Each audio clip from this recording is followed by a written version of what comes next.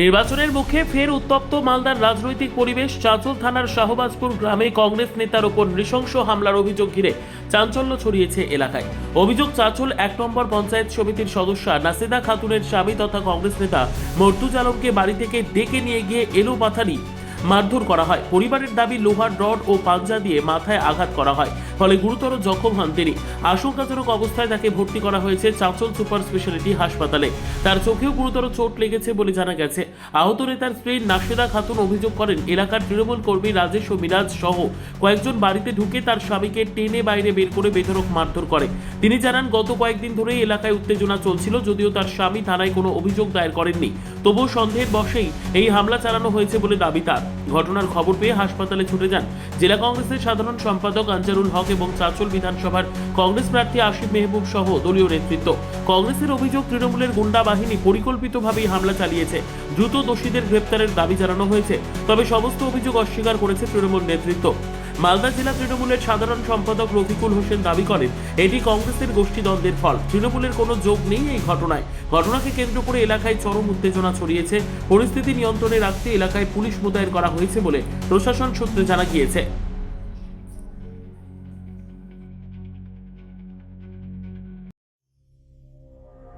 সংবাদটি নিবেদন করছেন স্বস্তিলোক উৎসব ভবন, গঙ্গারামপুর, দক্ষিণ দিনাজপুর। ঘটনাটা হয়েছে আজকে বিকালে মোটামুটি 5টার দিকে। ওখানে অনেক ছেলে, ওগুলো একদম ডেঞ্জারাস ছেলে আমার বাড়ির পাশে বিক্ষোভ দেখাচ্ছে। এ বাড়িতে ছিল না, এ আমাদের ক্যাটারিংয়ে যুক্ত, তো ক্যাটারিংয়ে নিয়ে গেছে, এ বাড়িতে ছিল না।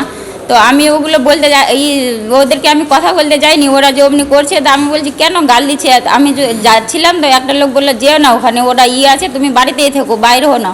তারপরে আমি ওখানে আছি, বিভিন্ন রকমের ওকে মার্ডার করে দিবে, আজকে মার্ডার করবেই ওরা, এরকম ধরনের ও বেশি হয়ে গেছে। এরকম করে ওরা বিভিন্ন রাজেশের বাবা, রাজেশের ভাই, তারপরে একজনের নাম আছে মেরাজ, তারপরে অনেকে আছে ওরকম। আমি নাম অত দল করে, এরা টিএমসি দল করে, তৃণমূল দল করে। হ্যাঁ, তৃণমূল দল করে। আচ্ছা, বলছি যে কি নিয়ে গন্ডগোল?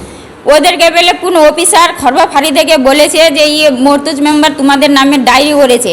এবার ডায়েরির অনুযায়ী ওরা কি ডায়েরি করেছে না করেছে, আসে ওদের এমনি বিক্ষোভ যে ও কেন আমাদের ডায়েরি করবে, ও আসুক এখানে, ওকে মার্ডার না করলে ছাড়বো না।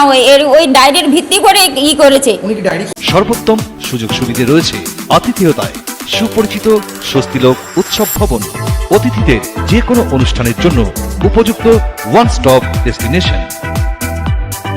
আমরা আপনার বিশেষ অনুষ্ঠানটিকে অবিস্মরণীয় করে তুলি। স্বস্তিলোক উৎসব ভবন, শিববাড়ি রোড, গঙ্গারামপুর, দক্ষিণ দিনাজপুর।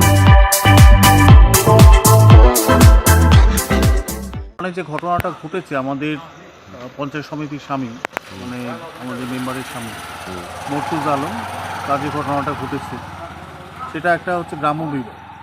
ওখানে একটা বিচার বসেছিল এবং বিচারে তার রাজেশ বলে একজন আছে, তার নামে অভিযুক্ত হয়েছিল। সেখানে তার ধারণা যে তার নামে কেস করেছে বলে এটা নিয়ে কিন্তু সন্ধ্যা থেকে আমরা শুনছিলাম, কারণ মর্তুজ আমাদের সঙ্গে ঘুরছিল এবং আমাদের ক্যাম্পেনিংয়েই ছিল।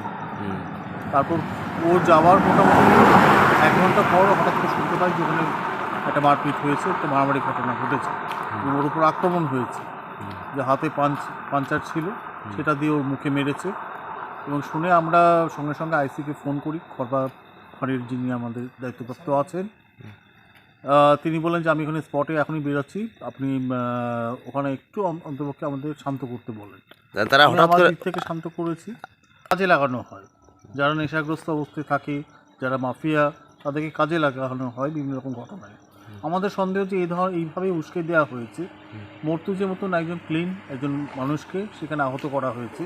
এবং আমরা প্রশাসনের কাছে সঙ্গে সঙ্গে এর বিচার চাহিদা আমরা করেছি এবং তার পাশাপাশি এখনই একজন অ্যারেস্ট হয়েছে। ব্যুরো রিপোর্ট, উত্তর বাংলা সংবাদ।